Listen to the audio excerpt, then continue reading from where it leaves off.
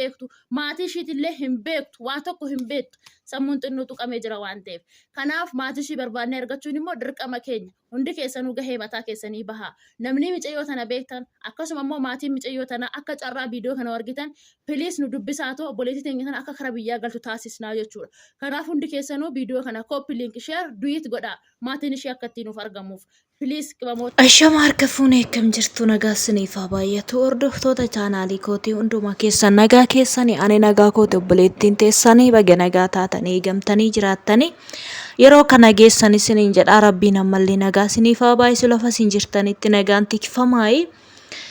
Tole akkuma viidiyoo darbe kanarratti isin argisiise jechaadha. Egaa micaawwantoonni Suudi Arabiyaa osoo hin taane dhiifamaa Dubaayii keessatti fooqirraa kan kuftee mataa ishee xiqqoonyu jedhe jechaadha. Hospitaala keessa kan jirtu iddoo ishii illee bakka dhaloota ishii himachuu akka hin dandeenyetti kan ganniin illee haasaa jirtu. Hospitaala keessa jirti.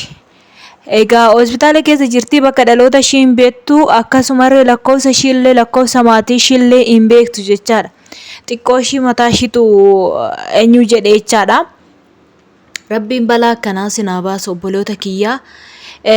Adaraa keessan keessattuu ijoolleen keenya mana fooqirra baatanii buutan fooqirra hojjettan jechaadha waan sin mudatu hin beektanii.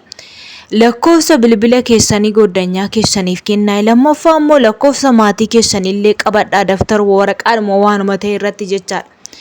Maaliifii gaafa rakkoon tokko sin mudate achirraa namni lakkoofsa maatii keessanillee fuudhanii bakka dhaloota keessanii baruu danda'u.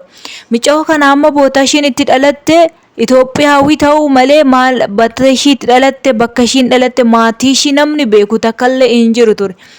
Namni micaa'oo tana beeku hin dhabame akkasitti eenyu shoolidhanii waarratanii hospitaala keessatti suuraa sana viidiyoo waraaba suuraa sana kaasanii waarratanii poosti godhan. Bakka dhaloota ishiin himtu eenyumtuu ishiin beeku akkamitti akka gara biyyaa gashanillee biyya hogalte maatii akkamitti argachuu danda'udha waan baay'ee nama gaddisiisu jechaadha. Rabbiin nagaadhaan sin eege nagaadhaan sin tiksee sin agarsiisu obboloota kiyya biyya ormaa kana keessatti waan baay'eetu nama mudata dhugaa waaqayyoo jechaadha. Baay'ee nama gaddisiisa dhugaa rabbiiti. Ani madaamii dhumti ishiillee maala hin nama lakkoofsa hin dubbanne akkamitti beektiree? Wallaan sallee yoo gooteef iyyuu amma tokko nama lakkoofsa hin beekne bootaasaa hin beekne of eeggadhaa adaraa keessa yaa shamarran keenya keessattuu ijoolleen bakkee baatanii xalabaa malee kan hojjettan jechaadha. Gaafa wanti tokko sinirra ga'ee namni sin gargaaru hin jiru bakkeetti sin gatu eenyummaa keessan bakka keessan hin beekan hiriyoota keessanii wal baraa'ee lakkoofsa bilbila keessanii hiriyoota keessaniif kennaa gaafa rakkoon tokko sinirra ga'e hiriyoonni keessan sun bakka dhaloota keessanii iddoo keessan maatii keessan himuu danda'u gaaf sana immoo gaafa rakkoon sinirra ga'e isaan qabanii sin gashu gaafa galtan immoo bakka akkasumatti karaatti naftan jechaadha booletti yeroo geessan booletti sin gashuu danda'u. Kanaafi Rabbii sinaa eegu dhugaa rabbiiti baay'ee nama gaddisiisa waa'ee micayyoo kanaa amma mataa ishiitti eenyu ta'e beektu waantu dhangala'e jedhama kaadha doktoroonni isa iyyuu yaaluudhaaf kaasaan immoo kan gatii guddaa gaafatu isa ijoolleen Oromoo iyyuu hin gargaaranii yaalchisuu danda'u garuu lafa dhaloota iddoo ishiin beekan kana rakkinni micaa'oon dubbatachuu fi himatachuu hin dandeessu waan ta'eef kana rakkoon guddaan jechaadha. Akkatti baanu malee akkatti gallu rabbiin harkee jira. Waan hundumaaf waaqayyo nagaatti sinaa eegu yaa shamarran keenya dhugaa waaqayyo. Siqaa'ii dhumti biyya ormaa kun yoom akkanarraa darbu hin beeku.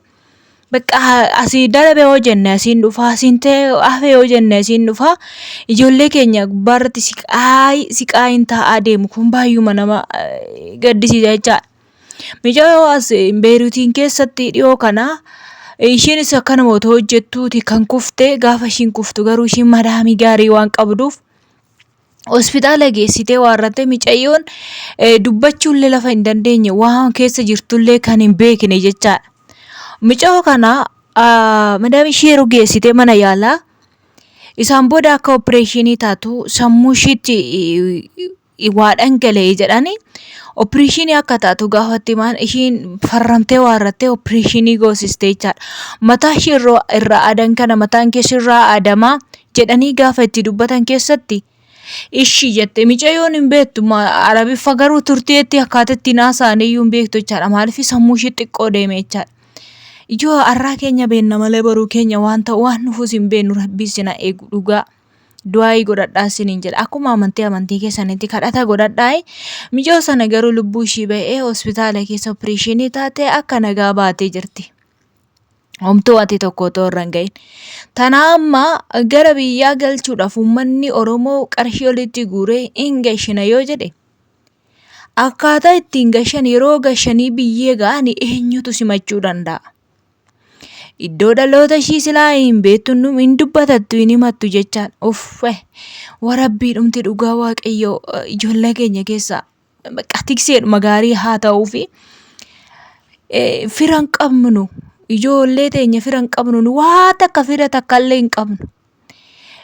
Naa kana nama gaddisiisa baay'ee nama gaddisiisa jechaadha. Waan micoo kanaa kun namni itti dhabamee jira namni beeku dhabameera hiriyoonni beekan dhabamanii jiru. Miidiyaa irratti kana haasa'aa jiran egaa hiriyoonni takka namni nan beeka micoo tana jedhu hin jiru jechaadha. Ijoollee yoo barsiisaa maal taatanii ijoollee yoo barsiisaa hundumti keessanuu fakkeenyaaf ani har'a iddoo gaariin jira haara gaariirra hin jira homaa rakkoo iyyuu hin qabu jettanii ijoolleedhaan wal baruurraa hin baqatinaa. Wal baraa bineensuma ta'u nama keetii shamarraa keetii Oromoos ta'e Amaaras ta'e maalis ta'e wal baraa. Dhugaa rabbi keessattuu ijoolleen keenya Oromoo adaraa wal barbaada wal baraa isiniin jedha. Karaa feesbuukiitiin wal baraa akkasumallee karaa barbaaddaniin wal baraa karaa yuutuubii gara barbaaddanii wal baraa. Wal baruu isin barbaachisa gaafa wal bartaan rakkoon tokko yoo isin irra ga'e ani nama kana nan beeka jedhee namni si iyya jechaadha. Isa kanan jechuu barbaada hordoftoota chaanaalii kootii waan na dhaggeeffataniif hedduu takka galatoomaa micoo kana itti barbaanna. Akkasuma laayik sheer gochuu hin dagatinaa yeroo mana koof aadaa dhuftan immoo maamila ta'uu hin dagatinaa isiniin jechuun barbaada. Hedduu takkanaaf galatoomaa laayikiin keessan ijoollee baay'ee bira gaa micoo tana namni beeku tarii argamuu danda'a. Isiniin jedha. Waa yeroo keessan kennitanii na dhaggeeffataniif galatoomaa yeroo gaarii naaf qabaadha. Baay'ee sin jaalladha baay'ee sin kabaja rabbiin bakka sin jirtanii tiksee gaarii siniif haa ta'u jabaadhaa isiniin jedha ijoolleedhaan wal baraa yeroo gaarii naaf qabaadha. Chaawu.